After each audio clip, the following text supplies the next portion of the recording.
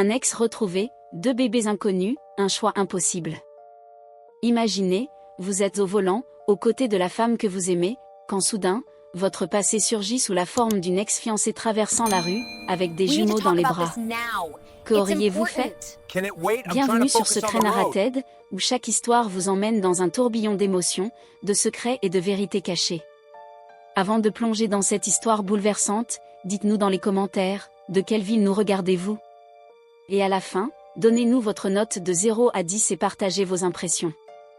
Installez-vous confortablement, parce que cette histoire va vous captiver, vous surprendre et vous émouvoir jusqu'à la dernière seconde.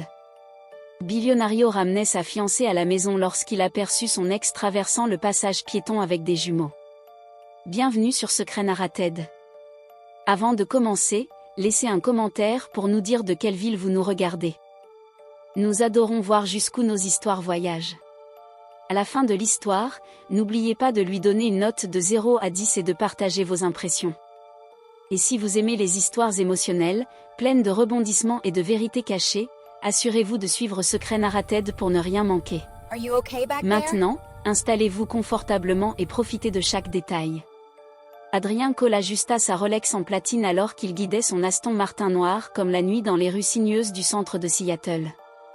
Le soleil de fin d'après-midi projetait des reflets dorés à l'intérieur du véhicule, illuminant la femme à ses côtés, Cassandra Wells, 28 ans, blonde aux cheveux parfaitement coiffés en ondulations lâches, lunettes de soleil de créateur posées élégamment sur le nez. Elle représentait tout ce qu'il pensait désirer maintenant, beauté, indépendance, simplicité. Le restaurant a une liste d'attente de 2 mois, dit Cassandra en vérifiant son reflet dans le miroir du pare-soleil. Je n'arrive pas à croire que tu es réservé pour ce soir. Adrien sourit, les yeux gris acier fixés sur la route. À 40 ans, il avait compris que l'argent pouvait presque tout acheter, y compris la spontanéité. Ses cheveux foncés, parsemés de mèches argentées, reflétaient la lumière lorsqu'il se tourna vers elle. Les avantages de posséder des contrats d'énergie renouvelable dans la moitié de la ville. Cassandra rit, un son léger et libre. Tu le rends si simple. Simple. C'était exactement ce qu'Adrien voulait que sa vie devienne. Après des années de relations compliquées, d'emploi du temps exigeant et d'attentes émotionnelles qu'il ne pouvait satisfaire, la simplicité lui semblait un luxe. Sa relation avec Cassandra durait depuis 3 mois, assez pour apprécier sa compagnie, mais pas assez pour aborder des conversations sérieuses sur l'avenir. Le feu de circulation passa au rouge et Adrien stoppa doucement la voiture. Son téléphone vibra avec des notifications de travail, mais il les ignora. Les vendredis soirs étaient sacrés, réservés au dîner, aux galeries d'art et aux conversations qui n'exploraient pas de territoire qu'il n'était pas prêt à aborder. « J'adore comme tu es détendu ces jours-ci », dit Cassandra en posant la main sur la sienne. « Quand on s'est rencontrés, tu semblais si intense. » Adrien serra légèrement le volant. Intense. C'est ce que sa relation précédente lui avait appris sur lui-même, qu'il se concentrait trop sur le travail, qu'il était trop indisponible, trop réticent à la vie domestique que d'autres recherchaient. La rupture avait été douloureuse mais nécessaire, une séparation nette qui avait permis à chacun de trouver ce qu'il voulait vraiment. J'ai appris à apprécier l'instant, dit-il sincèrement. Plus de pression sur les plans du week-end plusieurs mois à l'avance. Plus de discussions sur les traditions familiales qu'il n'avait aucun désir de créer. Plus de sous-entendus sur des bagues de fiançailles ou des dîners familiaux qui le faisaient se sentir piégé. Le passage piéton se remplit de piétons en soirée, employés rentrant chez eux, couple main dans la main, adolescents riant en traversant l'intersection.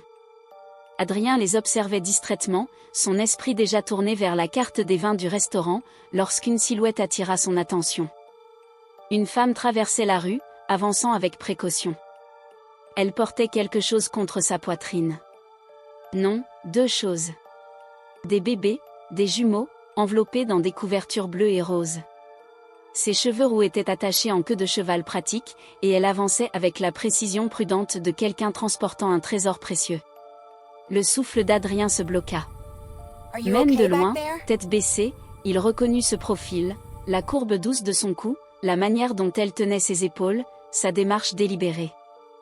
Lena Hart, son ex-fiancée, celle qu'il avait quittée exactement 1 an et 1 mois auparavant. Léna s'arrêta au milieu du passage piéton lorsqu'un bébé se mit à pleurer. Elle les plaça tous deux sur un bras et caressa doucement le visage de l'enfant qui pleurait avec sa main libre. Ses lèvres bougèrent, chantant ou fredonnant quelque chose de rassurant. Le bébé se calma presque immédiatement et elle continua son chemin. La voix de Cassandra sembla venir de très loin. Le feu est vert. Adrien cligna des yeux, réalisant qu'il avait fixé la scène. Les voitures derrière attendaient. Léna avait disparu dans la foule de l'autre côté de la rue, mais l'image resta gravée dans son esprit. Des bébés. Des jumeaux d'environ 4 mois. Les mains d'Adrien tremblèrent alors qu'il pressait l'accélérateur. Lorsqu'ils avaient rompu, Léna n'avait rien dit de sa grossesse. Mais le timing était parfait. On dirait que tu as vu un fantôme, dit Cassandra en scrutant son visage avec inquiétude. Tu connais cette femme ? Adrien garda les yeux sur la route, l'esprit en ébullition. Léna était-elle enceinte lorsqu'ils s'étaient séparés ? Le savait-elle et avait choisi de ne rien dire ? Ou l'avait-elle découvert après et décidé de gérer seule la situation ? Les questions se multipliaient, chacune plus déstabilisante que la précédente. Mais au fond de tout cela, une seule vérité dévastatrice, la femme qu'il pensait connaître parfaitement était devenue mère.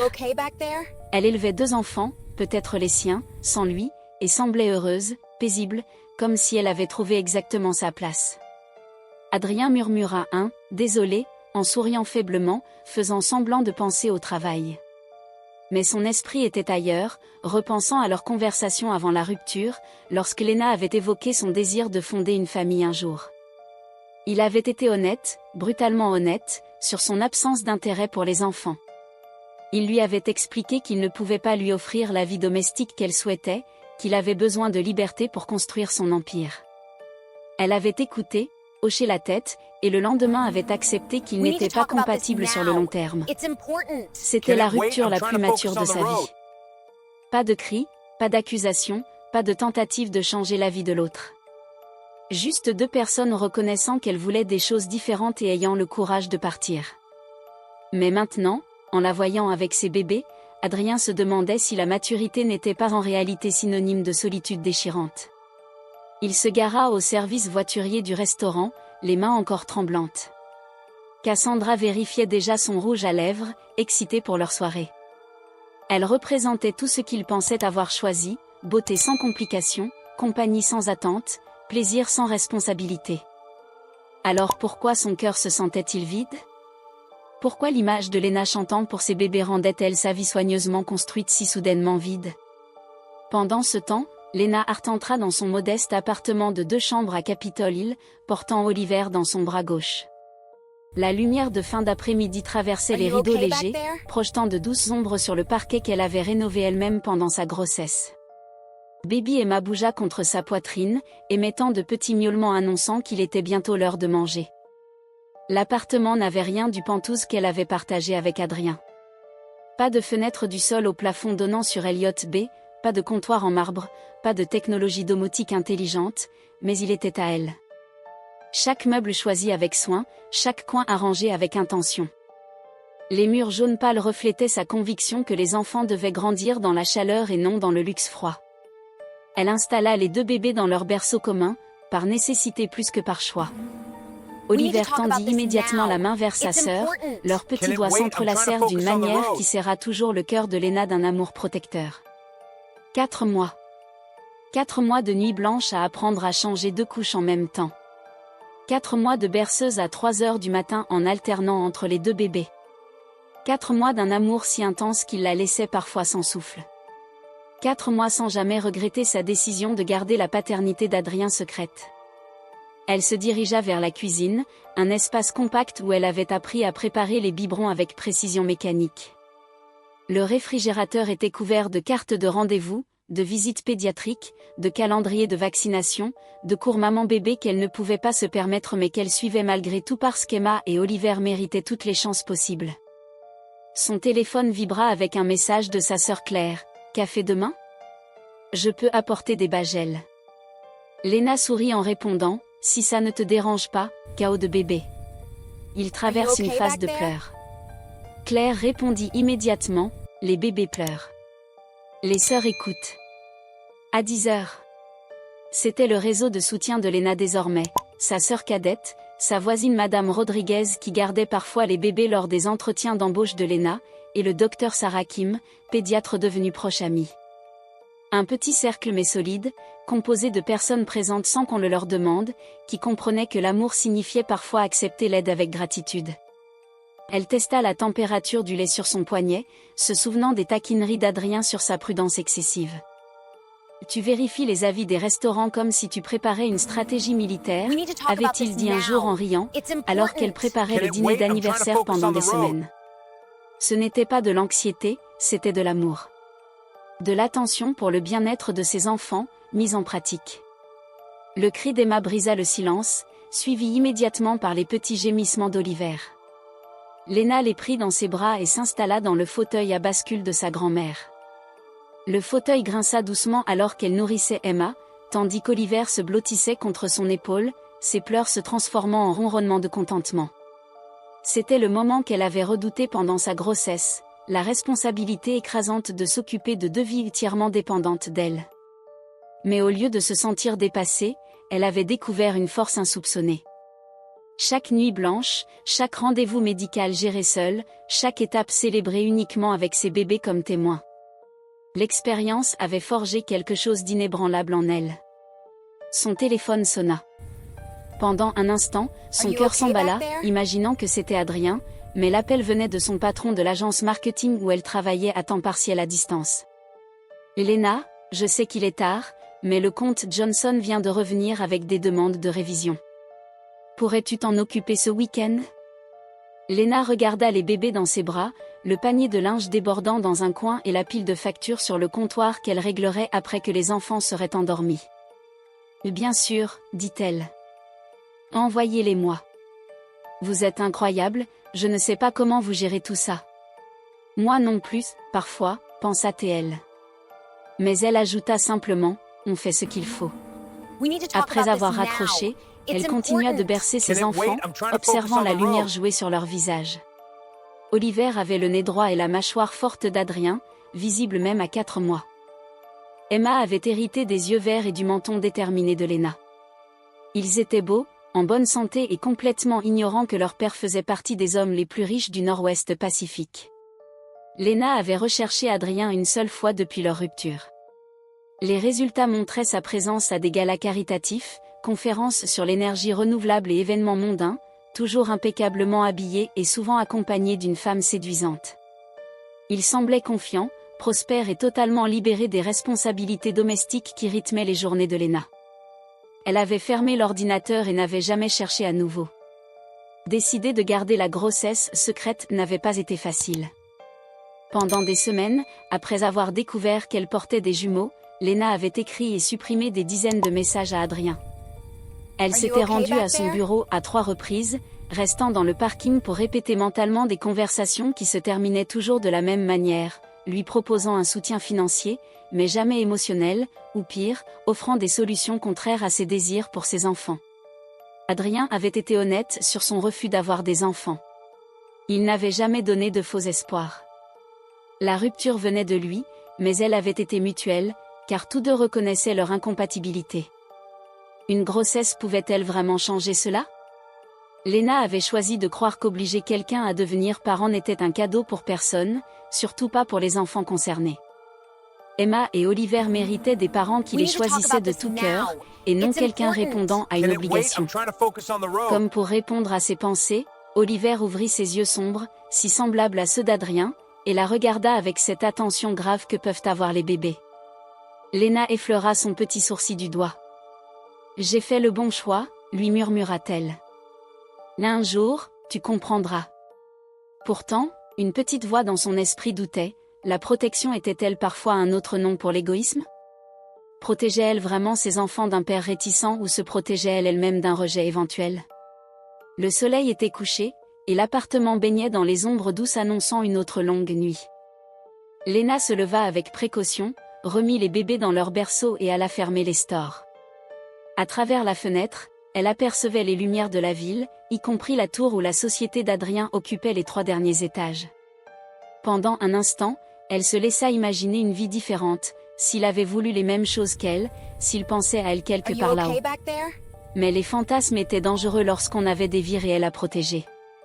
Elle ferma les stores et se détourna de cette vie qui aurait pu être, pour embrasser celle qu'elle avait choisie seule. Adrien, de son côté, ne savourait plus le wagyu, le vin ou un château Margaux 1998 valant plus qu'un salaire mensuel moyen. Face à lui, Cassandra racontait son dernier projet photo, les gestes animés mais les mots s'évaporant dans le bruit de fond. Tout ce qu'il voyait, c'étaient les deux petits êtres dans les bras de Lena. « Tu es ailleurs » dit Cassandra en posant son verre. « Je devrais m'en offusquer ?» Il tenta de se concentrer. Elle portait une robe de soie noire qui soulignait ses formes et ses cheveux blonds captaient la lumière des bougies. 3 mois plus tôt, à un sommet sur l'énergie renouvelable, il avait été immédiatement attiré par sa confiance et son indépendance. « Désolé » dit-il en couvrant sa main. « Tu sais comment sont les négociations pour le contrat de Portland ?» Cassandra l'observa avec intensité, capable de distinguer stress et confusion. Adrien sourit presque malgré lui. Sa franchise était l'une des qualités qu'il appréciait chez elle. Puis il pensa à une personne qu'il avait reconnue plus tôt. « Une ex ?» Cassandra demanda. Adrien confirma. Une relation de 2 ans, rupture amicale, aucun contact depuis. Voir Lena raviva des émotions, mais aussi des questions. Cassandra, avec maturité, dit simplement, « Quand tu auras compris, fais-moi savoir si ça nous affecte. » Pas de jalousie, pas de contrôle, juste l'acceptation des complexités passées. Après le dîner, Adrien rentra à son Penthouse, mais au lieu de monter, il erra dans les rues de Seattle, tentant de clarifier son esprit. Si Lena avait été enceinte lors de leur rupture, pourquoi ne lui avait-elle rien dit? Et si ses enfants n'étaient pas les siens, pourquoi le simple doute lui faisait-il mal? De retour chez lui, il contacta Marcus Webb, détective privé, demandant à savoir si Lena avait des enfants. Marcus lui transmit toutes les informations. Lena vivait seule avec les jumeaux, assurant tout sans aide financière ni familiale, gérant ses rendez-vous médicaux seule et cherchant un emploi à temps plein pour améliorer ses revenus. Adrien comprit alors que Lena avait construit cette vie loin de lui par choix, et que chaque image, chaque document montrait sa force et son indépendance. Il ordonna la destruction des photos et partit sans plan précis. Il s'arrêta devant l'appartement de Lena, observant la routine quotidienne des jumeaux. Quand elle sortit, épuisée mais résolue, Adrien descendit de voiture. Lena le fixa, impassible mais protectrice. « Adrien, que fais-tu ici ?» demanda-t-elle. « Je ne t'avais pas vu hier, en ville, tu portais 2 bébés. » La question suspendue, Adrien réalisa que la femme devant lui était devenue une mère déterminée et indépendante. « Que veux-tu que je dise ?» répondit Lena.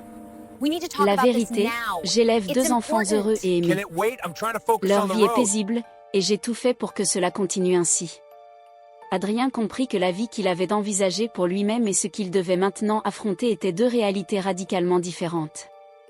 Il devait choisir avec courage, pour 4 vies, et non pour lui seul. Lena observa Adrien avec ses yeux verts, cherchant à comprendre. Ont-ils vraiment des regrets, ou est-ce seulement lorsqu'ils voient ce qu'ils ont peut-être perdu? À l'intérieur du bâtiment, le cri d'un bébé brisa le calme du soir.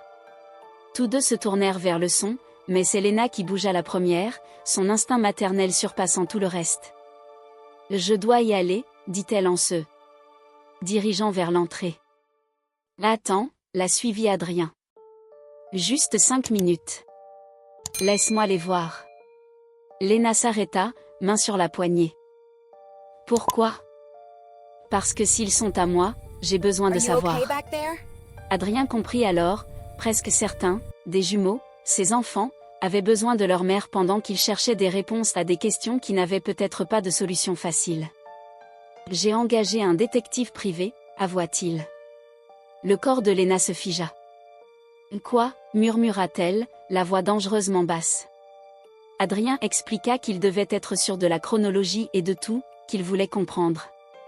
Lena répliqua, tranchante, que ce sont ses enfants, ceux qu'elle avait portés seuls, mis au monde seuls et élevés seuls, tandis qu'il vivait la vie qu'il croyait vouloir. Adrien tenta de la retenir, mais Lena se dégagea, affirmant qu'il n'avait rien géré, qu'elle avait pris toutes les décisions pour protéger chacun. Les bébés pleuraient de plus en plus fort, et Lena se tourna vers eux avec inquiétude. Finalement, elle accepta, 5 minutes pour les voir, et ils devaient réfléchir sérieusement à ce qu'ils voulaient vraiment. Leurs noms sont Oliver et Emma, dit-elle doucement. Oliver avait ses yeux, Emma son caractère déterminé, et ils sont la meilleure chose qu'elle ait jamais faite. Adrien monta à l'étage pour rencontrer ses enfants pour la première fois. L'appartement, plus petit que son propre placard, était pensé pour les enfants, lumière tamisée, livres empilés sur une table, un mobile au-dessus de l'aire de jeu. Les bébés reconnurent sa voix, et Adrien sentit une connexion immédiate. Oliver, plus robuste, mâchait son poing avec concentration, tandis qu'Emma, plus délicate, observait attentivement. Adrien posa doucement sa main sur le ventre d'Oliver, et le bébé la saisit avec confiance. Le lien qu'il ressentit était électrique et inattendu. Emma lui sourit, un vrai sourire, et il comprit qu'elle semblait le reconnaître, comme si la biologie l'avait programmé pour lui faire confiance. Lena expliqua leurs différences, Oliver est physique, Emma observatrice. Les deux avaient des personnalités distinctes mais complémentaires, et Adrien réalisa que la parentalité n'était pas ce qu'il imaginait, ce n'était pas la logique ou la planification qui comptait, mais la patience, l'attention et l'amour. Il réfléchit à sa vie, travail, appartement, routine, tout devait changer pour s'adapter à cette nouvelle réalité. Pour la première fois, ces changements ne semblaient pas des sacrifices, mais des occasions de devenir meilleur. Adrien prit des décisions concrètes, restructurer son rôle dans l'entreprise, vendre son pantouse et chercher une maison familiale adaptée, proche de Lena et pensée pour les enfants. Lorsque Lena ouvrit la porte, épuisée mais vigilante, il lui annonça avec détermination « Je veux tout ». Les nuits sans sommeil, les inquiétudes, la réorganisation complète de sa vie, il voulait être leur père, pleinement. Lena observa son sérieux, et pour la première fois depuis qu'il était apparu à sa porte, un vrai sourire apparut sur son visage. Les enfants se réveillèrent et réagirent immédiatement à leur père, et Adrien sut que malgré la complexité, c'était exactement là où ils devaient être. Ensemble, ils commencèrent à construire une vie stable pour Oliver et Emma, apprenant à coexister comme parents, pas seulement comme ex. Les semaines suivantes furent un apprentissage quotidien pour Adrien, découvrant que la parentalité n'était pas une question de planification ou de succès matériel, mais d'amour, de patience et de constance. Il accepta que parfois, il n'y avait pas de solution parfaite, juste l'acceptation et l'adaptation.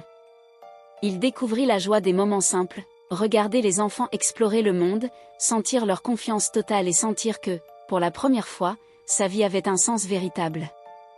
Ensemble, ils posèrent les bases d'un futur familial où l'amour et la sécurité primeraient surtout. Lena observa Adrienne avec douceur. « C'est parfait pour eux, dit-elle. Parce que c'est vrai. Je crois qu'ils pourraient être heureux ici. » Elle toucha le cadre de la fenêtre et regarda le jardin où de grands chênes ombrageaient ce qui serait un jour une aire de jeu. « Mais j'ai besoin de savoir que tu ne fais pas ça seulement par culpabilité. »« Que veux-tu dire ?» demanda Adrienne. La culpabilité est une base terrible pour une famille.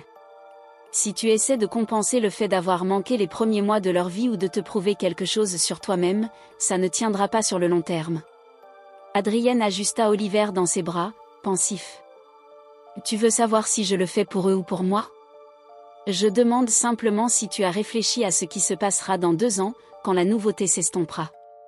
Quand ils seront des tout petits curieux qui vous empêcheront de travailler, ou des adolescents avec lesquels tu pourrais avoir des désaccords sur l'éducation. Le agent immobilier était discrètement parti dans une autre pièce, leur laissant l'intimité nécessaire pour cette conversation importante. Lena, dit Adrienne avec précaution. Je ne peux pas prédire mes sentiments dans 2 ans. Mais je peux te dire qu'au cours des 3 dernières semaines, la première pensée au réveil concerne toujours si Oliver a bien dormi et si la toux d'Emma s'améliore. J'ai même reporté une réunion hier parce qu'elle coïncidait avec le contrôle des 6 mois d'Emma. Le contrôle n'est que dans 1 semaine. Je le savais, je l'avais noté pour ne pas l'oublier. Cette confession inattendue fit vaciller les défenses émotionnelles de Lena. Adrienne faisait de son mieux pour être le père qu'Oliver et Emma méritaient, même sans tout comprendre encore. La maison est magnifique, dit-elle enfin. Si tu es sûr de vouloir ça, alors oui, essayons de vivre ensemble. Le sourire radieux d'Adrienne fit battre le cœur de Lena, elle retrouva l'homme dont elle était tombée amoureuse 2 ans plus tôt, pas seulement l'homme d'affaires ou le jeune père dépassé, mais l'homme capable de joie. 2 heures plus tard, alors qu'il remettait les bébés dans la voiture d'Adrienne qui avait troqué sa sportive contre un SUV sans qu'on le lui demande, le téléphone de Lena sonna. Lena Hart, c'est le docteur Patricia Montgomery de l'hôpital pour enfants. Je vous appelle concernant votre candidature au poste de directrice marketing. Le cœur de Lena bondit. Ce poste était parfait, temps plein, avantages, travail significatif et un emploi du temps compatible avec l'école et les jours de maladie. Après 3 semaines d'attente, elle recevait enfin l'offre. Adrienne observa Lena traiter la nouvelle, sécurité financière, accomplissement professionnel, indépendance. Mais au lieu de célébrer, un silence pesant régna dans la voiture, accepter ce poste à temps plein compliquerait leur cohabitation naissante. 68 000 $, murmura Lena, presque pour elle-même. Avec les avantages, je pourrais enfin subvenir à nos besoins sans courir après des missions freelance. Adrienne fronça les sourcils. L'argent n'est pas un problème pour nous. Et si, pour moi, répondit Lena. Je veux pouvoir m'occuper d'eux seule si nécessaire et que mes choix ne dépendent pas financièrement de toi. Adrienne resta silencieux plusieurs rues, pensif. Plus tard, un appel urgent de David, leur partenaire, força Adrienne à suspendre ses projets familiaux pour gérer une crise d'entreprise. Malgré tout, Lena le poussa doucement, vas-y. La maison sera toujours là la semaine prochaine. Adrienne se résolut à gérer les investisseurs à distance, conscient que sacrifier sa famille pour l'entreprise n'était pas une option. Il réalisa alors que ce qui importait vraiment n'était pas de signer un contrat, mais de construire une vie durable pour Lena et leurs enfants. À Portland, lors de la réunion avec les investisseurs, Adrienne choisit l'honnêteté. Il parla de sa transformation en père et de l'impact sur sa vision du leadership. Ses arguments convinrent, ils investirent, mais souhaitèrent rencontrer ses enfants. 3 heures plus tard, Adrienne reprit l'avion pour Seattle, contrat signé, avenir sécurisé et surtout la certitude qu'il rentrait dans une vie qui valait la peine d'être vécue. 2 ans plus tard, la maison de Wallingford résonnait du chaos joyeux des enfants. Emma lançait méthodiquement des morceaux de banane, Oliver grimpait sur la table basse, et Adrienne, encore jeune dans son jean et t-shirt, intervenait avec calme et humour. Lena préparait les sacs tout en savourant un café froid. La maison, avec ses jouets, documents et ordinateurs éparpillés, racontait leur histoire, un mélange de chaos et d'amour, d'indépendance et de partenariat. Chaque geste, chaque rire témoignait de leur équilibre retrouvé, celui d'une famille où chacun avait sa place et ses responsabilités, construite sur l'honnêteté, la confiance et le respect mutuel. Un enfant énergique qui abordait tout avec enthousiasme, grimper, manger, jouer et surtout parler à quiconque voulait l'écouter. Il te parle du camion de poubelle, traduisit Lena. Il attendait ce moment depuis toute la semaine, le ramassage du samedi matin. Ah oui, le camion de poubelle, une affaire très sérieuse. Emma, ayant fini son expérience avec la banane, commença à applaudir et à appeler « Maman, maman », avec une urgence qui laissait entendre que le monde pourrait s'effondrer si ses besoins n'étaient pas immédiatement pris en compte. « Je crois que quelqu'un veut qu'on la lave », observa Adrienne. « Je crois que quelqu'un cherche de l'attention », corrigea Lena en allant soulever Emma de sa chaise haute. « Tu n'aimes pas être exclue de la conversation, n'est-ce pas, ma petite ?» Emma répondit en enlaçant Lena et en lui donnant un bisou mou à saveur de banane sur la joue, un geste qui dissipait instantanément toute frustration du matin. C'était leur routine désormais, structurée mais flexible, occupée sans être frénétique. Adrienne avait appris à organiser son travail autour des heures de sortie d'école et des rendez-vous médicaux. Lena avait appris à accepter de l'aide sans se sentir moins indépendante. Tous deux avaient compris que construire une famille impliquait des négociations constantes, des pardons fréquents et le choix quotidien de privilégier le bonheur de l'autre. « Ta sœur a appelé », dit Adrienne en installant Oliver sur ses genoux pendant que Lena nettoyait le visage d'Emma. « Elle veut savoir si nous amenons toujours les enfants à son barbecue demain. » « Bien sûr, pourquoi ne le ferions-nous pas ? » La dernière fois, Oliver a essayé de donner de la salade de pommes de terre à son chien, et Emma a fait une grosse crise en partant. C'est ça, les barbecues en famille, un peu de chaos et quelques crises, sourit Adrienne, se rappelant son anxiété lors des premiers rassemblements familiaux. Il avait voulu que les enfants soient parfaits et craignait que tout comportement normal d'enfant soit pris comme un échec de sa part en tant que père. Lena avait fini par lui faire comprendre que l'amour consistait à accepter pleinement leurs enfants tels qu'ils étaient, et non à les façonner selon un idéal. En parlant de famille, Lena dit prudemment, « Tes parents m'ont appelé hier. Ils veulent nous rendre visite le mois prochain. » La relation d'Adrienne avec ses parents avait évolué lentement, parfois difficilement. Richard et Patricia Cole n'étaient pas très démonstratifs, mais ils avaient fait des efforts sincères pour comprendre les nouvelles priorités de leur fils. Oliver et Emma avaient aidé à combler le fossé générationnel. Même Cassandra avait repris contact 6 mois après le début de la vie commune d'Adrienne et Lena, non par intérêt romantique, mais par amitié sincère, leur envoyant un livre de photographies sur les familles avec ce mot « Vous avez trouvé ce que vous cherchiez vraiment. Je suis heureuse pour vous. » Combien de temps veulent-ils rester? 1 semaine. Ta mère veut spécifiquement enseigner à Emma comment faire des biscuits. Emma aussi, apparemment, et cela ne la disqualifie pas pour autant. Adrienne rit en imaginant sa mère élégante, couverte de farine, aidée par Emma. 2 ans plus tôt, cette image aurait été impossible à concevoir, mais la parentalité changeait tout. D'accord, 1 semaine alors.